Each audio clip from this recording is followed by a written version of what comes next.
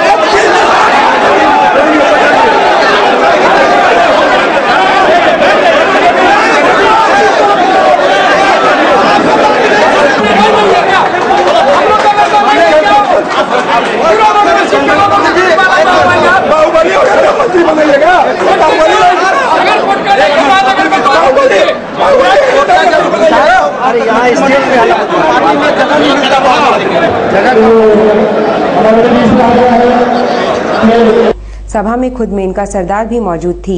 समर्थकों ने जमकर नारेबाजी व हंगामा किया, जिससे कुछ समय तक खुद सीएम भी दंग रह गए। बाद में मुख्यमंत्री ने इस पर घोर आपत्ति जताते हुए अनुशासनहीनता करार दिया और कहा कि इसके पीछे कौन है, इसकी जांच होगी। इसलिए मैं संगठन के लोगों से चाहूंगा, इस तरह की पुनरावृत्ति फिर झारखंड यहाँ है ना, झारखंड में नहीं होनी चाहिए। ऋषभ किसी कीमत को बर्दाश्त नहीं करनी चाहिए। पार्टी किसी एक व्यक्ति की नहीं। और इस घटना से काफी मुझे दुख, और मैं अनुशासन का पालन करता हूं।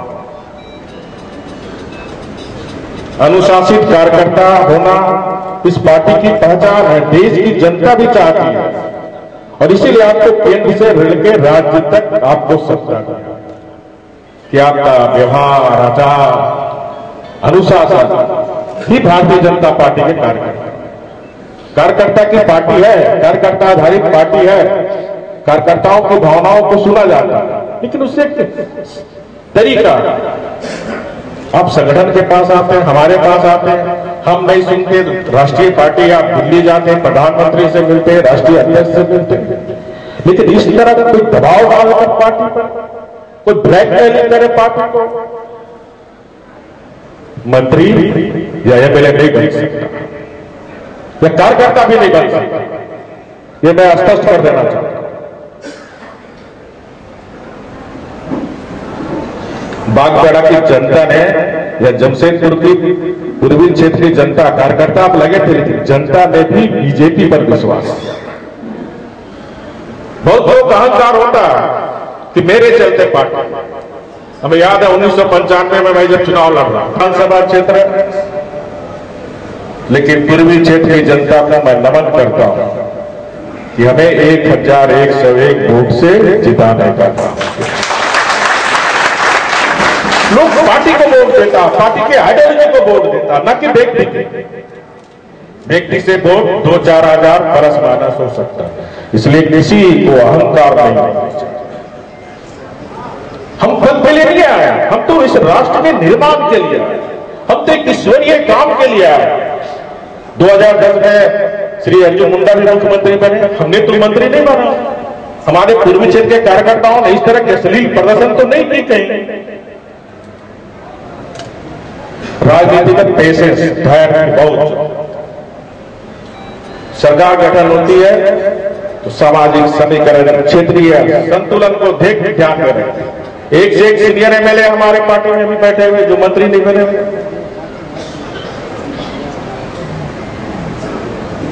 और ये भी किसी को एक गुमान नहीं रहना चाहिए कि बागबेड़ा में सदस्यता नहीं होगी, सदस्यता हम जाके कराएंगे, लेकिन पार्टी रहेगी। इस पार्टी को सींचने वाला भर्राज मदन था अध्यक्ष, उनको भी अहंकार था, पार्टी ने निकाला। क्या बीजेपी नहीं बना? आज बीजेपी इस देश का सबसे बड़ी पार्टी केंद्र और 8 राज्यों में सरकार चला रहा है। पैसा आप राज्य सरकार को दे दो और उसमें लगभग 40 करोड़ रुपए खर्च होंगे, बाकी पैसे राज्य सरकार वहन करेगी और बहुत 100 टेंडर के बाद हम उस सड़क का भी मरम्मतीकरण बहरागोड़ा से रांची, उस सड़क का भी मरम्मतीकरण करने का काम करेंगे, ताकि बहरागोड़ा, घाटशिला, जमशेदपुर, ये जमशेदपुर इंडस्ट्रियल का लाइफलाइन है। जब तक 6 लेन कंप्लीट नहीं होता उस सड़क की स्थिति अच्छी होनी चाहिए। इन सब कारगुजारियों से आहत विधायक मेनका सरदार के आंसू निकल पड़े।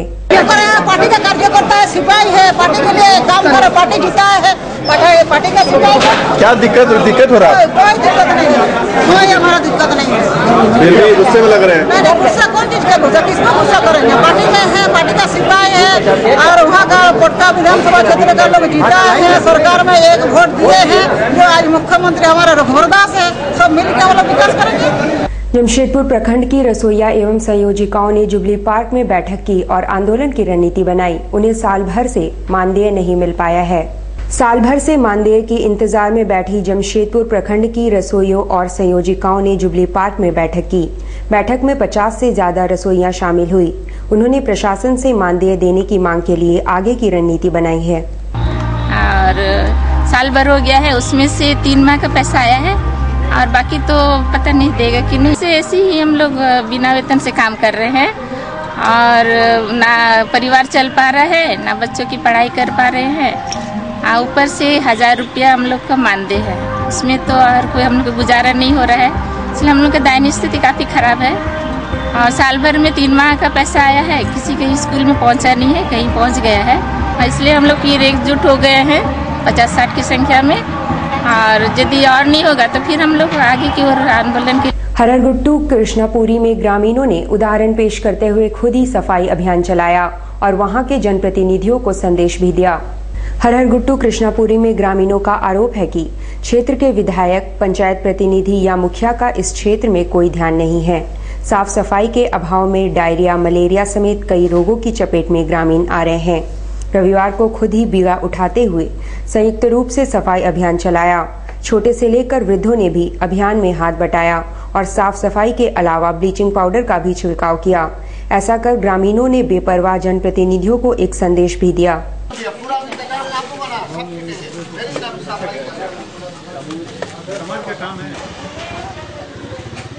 हररगुट्टू कृष्णापुरी में जो विगत कई महीनों से मेरे पास शिकायत आ रहा था कि कृष्णापुरी में काफ़ी गंदगी है, नाली उली में बहुत गंदा पड़ा हुआ, जिसके चलते तरह तरह का बीमारी उत्पन्न होने की संभावना है।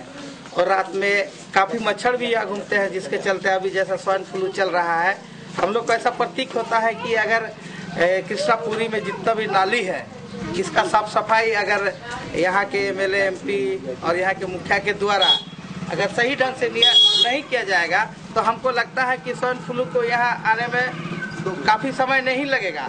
इसलिए आज हम लोग गांव वालों के साथ मिलकर अपने अपने 100-200 रुपये अपने अपने हम लोग चंदा करके ये साफ सफाई कर रहे हैं। एक काफ़ी दुख की बात है। ये राज्य अलग हो गया कि यहाँ के लोगों को सुरक्षित रखे, उसको गंदगी नहीं होना चाहिए, लेकिन ऐसा स्थिति यहाँ बना हुआ है कि गंदगी में जीने के लिए और रहने के लिए यहाँ के कृष्णपुरी के लोगों को